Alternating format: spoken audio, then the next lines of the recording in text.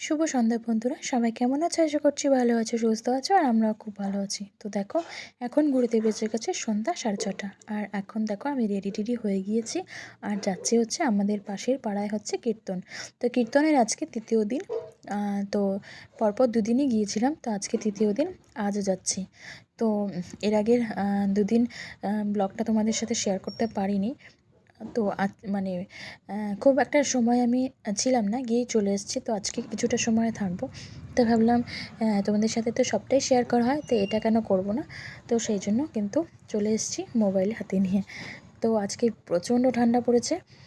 আর হ্যাঁ, তোমাদের তো বলাই হয়নি সবাইকে হ্যাপি নিউ ইয়ার, কারণ আজকে জানুয়ারি 1 তারিখ, আজকে কিন্তু নিউ ইয়ার।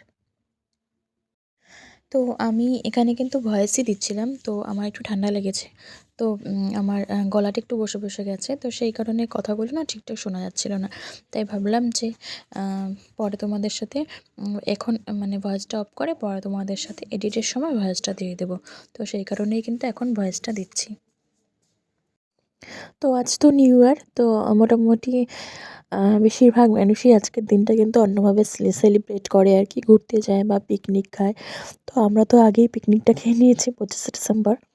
তো ঘোরার একটা প্ল্যান ছিল, কিন্তু কাল যেহেতু 2 তারিখ, তো ছেলের কাল থেকে প্রথম স্কুল শুরু আর কি। তো সেই কারণেই আমি আর ঘুরতে যাওয়ার রিস্কটা নিলাম না। প্রচণ্ড পরিমাণে 2 দিন ধরে ঠান্ডা পড়ছে আমাদের এখানে। তো এত ঠান্ডায় যদি কোথাও ঘুরতে গিয়ে ছেলের ঠান্ডা লেগে যায়, তাহলে জ্বর এসে গেলে আবার মুশকিল হয়ে যাবে। কারণ প্রথম স্কুল, আমি চাই না প্রথম স্কুলটা ওর গ্যাপ যাক। প্রথমেই আমি চাই মানে স্কুলে যাক বা অভ্যাস হোক, একটা ভালো কিছু শিখুক। তো ঘোরাফেরা সেটা তো পরে হতেই থাকবে। তো সেই কারণেই কিন্তু আজকে আর কোথাও বেরোনো হয়নি। আর তোমাদের তো বললামই, আমাদের এখানে 3 দিন যাবৎ কীর্তন চলছে। তো আমি তো রোজই আসি, তো আজকে একটু তাড়াতাড়ি আসছি। রোজ একটু মোটামুটি দেরি হয়, কিন্তু আজকে একটু তাড়াতাড়ি চলে এসেছি। তো ছেলে মেয়ে বাড়িতে মনটা খারাপ করছে। আমি বললাম, চল ঠিক আছে, এখানে ঘুরি, আর তোদের কি তোদের যা যা খেতে ইচ্ছে করে আমি ওখানে খাইয়ে দেবো। তো যাই হোক, পরে অন্য কোনো দিন ঘুরতে যাওয়া যাবে। আর কীর্তনে এসেও পড়েছি, আর দেখো এই কি ভিড়, প্রচণ্ড পরিমাণে ভিড়। তো সূর্য পূজা হলো একটু আগে। তো আমি সেটা পুরোপুরি দেখতে পারিনি, শেষের দিকে এসেছি। তো মানে সূর্য পুজোর সময় তো আরও মারাত্মক ভিড় ছিল, মানে পা ফেলার জায়গা ছিল না, এরকম অবস্থা। আর এখনও কিন্তু মোটামুটি অনেকটাই রাত হয়ে গিয়েছে। তো দেখো, ভিড় কিন্তু খুব একটা খারাপ নেই, মোটামুটি ভালোই হয়েছে। তো আর মানে যতটা রাত বাড়ছে, লোক আস্তে আস্তে কমছে। তো এখানে কিন্তু রাতে প্রসাদের ব্যবস্থাও করা হয়েছে।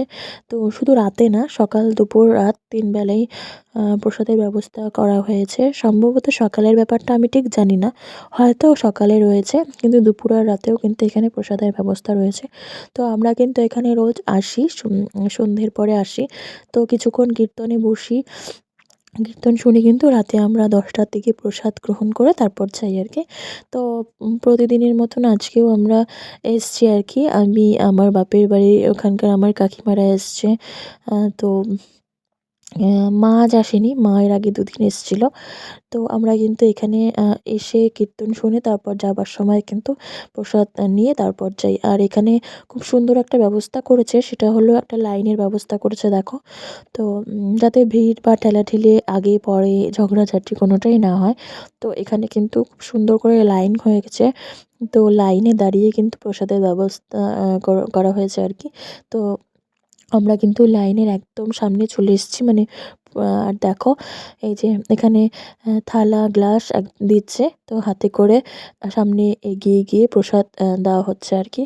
তো দেখো, প্রসাদ নিয়ে আবার বাইরে খাবার জল বা দাঁড়িয়ে খাওয়ার ব্যবস্থাও রয়েছে। তো এখন কিন্তু আমরা প্রসাদ গ্রহণ করছি। তো চলো, প্রসাদ টসাদ খেয়ে তো আমরা বাড়ি চলে যাব। এর সাথে সাথে আজকের ব্লগটা এখানেই শেষ করছি। সবাই খুব ভালো থেকো, সুস্থ থেকো। দেখা হবে খুব তাড়াতাড়ি একটা নতুন ব্লগের সাথে। ততক্ষণের জন্য সবাইকে গুড নাইট।